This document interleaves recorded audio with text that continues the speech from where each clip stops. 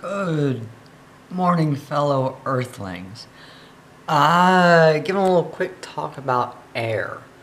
I got here behind me and all throughout my house, all the tropical air cleaning plants.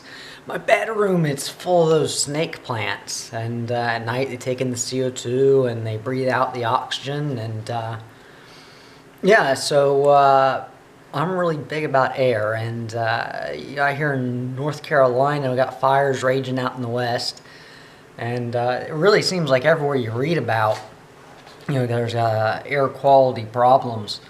Um, Iraq, they got oil wells blazing, and Syria, they got sulfur plants lit afire, and China and India is just a fume of combustion machines. All the nearly 100 million barrels of oil a day, and a lot of it's being just burned into the air in these ships, and it's gotten out of control. And take for instance, Raleigh, the capital of North Carolina. It's now up over 100, and out western part of the state's 150. The PM 2.5, and some cities it's 300 and 600, and day to day, kind of it's one of those things that slowly edges up, and you don't really notice it. But the problem is that over a little bit of time, it causes really serious health problems, and it affects your mind too. You're not as happy, you can't think as clearly, and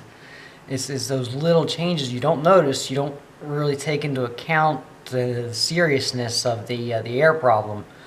Um, at 100 AQI, the health effects begin around 15 and 20 micrograms of the PM 2.5, and so 100, and 150, that's getting way up there, and still the people don't do anything. They don't, the governments aren't saying close the schools, stop burning the diesel buses. They're not saying close the pollutant factories. They're just ignoring the whole problem.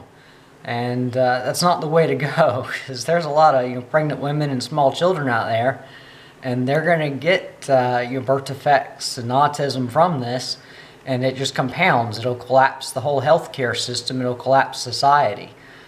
So this needs to be taken seriously, and we've got to restore the quality of the air. We need to breed the clean air plants, and we need to stop combustion. No fires, no recreational use of polluting energies. And it's the challenge of our time.